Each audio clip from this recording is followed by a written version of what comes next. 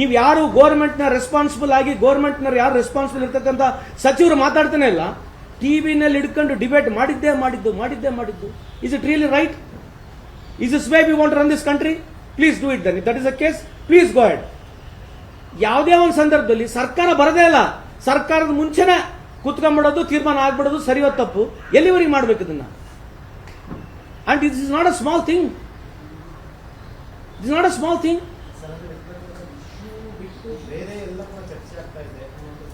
ಹೌದ್ರಿ, fundamental issue ಏನು? Fundamental issue ನಮ್ದಿರ್ತಕ್ಕಂಥದ್ದು ಈ ತರ ಟೆರರಿಸ್ಟ್ ಆಕ್ಟಿವಿಟಿ ಹಲವಾರು ಸರ ಆಗಿದೆ, ಇಲ್ಲ ಅಂತಲ್ಲ. ಆರ್ಟಿಕಲ್ 370 ಬಂತು, ಝೀರೋ ಟಾಲರೆನ್ಸ್. ಇಲ್ಲಿವರೆಗೆ ಎಷ್ಟು ಸಲಿ 2014 2025 ಇಸ್ವಿವರೆಗೆ 11 ವರ್ಷದಲ್ಲಿ ಎಷ್ಟು ಸರಿ ಈ ತರ ಆಕ್ಟಿವಿಟೀಸ್ ಆಗಿದಾವೆ? ಊರಿ 3 ಪಿಕ್ಚರ್ ಮಾಡಿದ್ರು, ಊರಿ ಪಿಕ್ಚರ್ ಮಾಡಿದ್ರು.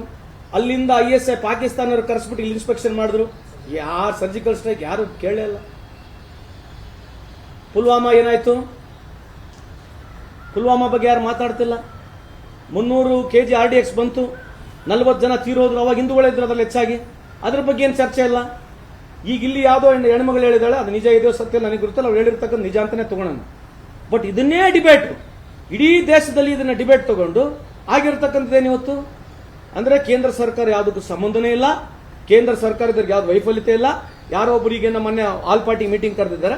ಆಲ್ ಪಾರ್ಟಿ ಮೀಟಿಂಗ್ ನ ಸಂಬಂಧಪಟ್ಟಿರ್ತಕ್ಕ ಸಚಿವರು ಬರಂಗಿಲ್ಲ, ಸ್ಪೋಕ್ಸ್ ಪರ್ಸನ್ ಬಂದ್ಬಿಟ್ಟು ಲ್ಯಾಪ್ಸ್ ಆಗಿದೆ ಅಂತ ಹೇಳ್ಬಿಟ್ರು.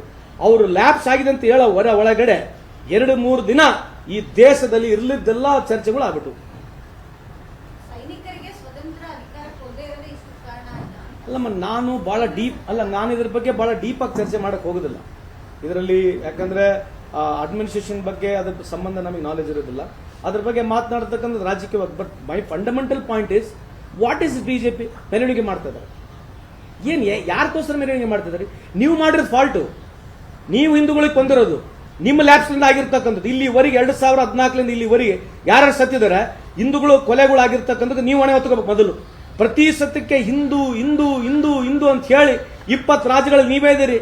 ನೀವೇ ಪ್ರಧಾನಮಂತ್ರಿ, ನೀವೇ ಚೀಫ್ ಮಿನಿಸ್ಟರ್ಗಳು, ನೀವೇ ಪ್ರೆಸಿಡೆಂಟು, ಎಲ್ಲ ಅಧಿಕಾರ ನಿಮ್ದೇ. ದಿನ ಬೆಳಿಗ್ಗೆ ಇದ್ರೆ ಹಿಂದೂ ಮುಸ್ಲಿಂ ಕೇವಲ ರಾಜಕೀಯ ಬಿಟ್ರೆ, ನೀವು ಡಿಬೇಟ್ ಬರಂಗಿದ್ರೆ ಮಾತಾಡೋಣ. ಇವತ್ತು ಈ ದೇಶದ GDP-ನಲ್ಲಿ ಇವತ್ತು ನಮ್ದು GDP ಪರ್ ಕ್ಯಾಪಿಟಲ್ ಇನ್ಕಮ್ ಅಂದ್ರೆ ನಾವು ಆಫ್ರಿಕನ್ ಕಂಟ್ರಿಗೆ ಈಡಾಗಿದ್ದೀವಿ.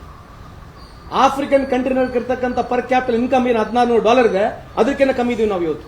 ಯಾಕೆ ಹೇಳ್ತೇನೆ ಈ ವಿಚಾರಕವಾಗಿ ಮಾತಂತಂದ್ರೆ, 5 ಅಥವಾ 10% ಪೀಪಲ್ GDP ಉದ್ದಿಮೆದಾರ ನೀವು ತೆಗೆದುಬಿಟ್ರೆ, ಯಾರು ಅಂಬಾನಿ, ಅದಾನಿ, ಟಾಟಾ, ಬಿರ್ಲಾ ಇಂಥ ದೊಡ್ಡ ದೊಡ್ಡ ಕಂಪನಿಗಳು 5 ಜನದ್ದು ನೀವು GDP ತೆಗೆದುಬಿಟ್ರೆ, ನಮ್ಮ average GDP per person per capita ಇರ್ತಕ್ಕಂಥದ್ದು ಆಫ್ರಿಕನ್ ಕಂಟ್ರಿಗಿಂತ ಕಮ್ಮಿ ಇದೀವಿ.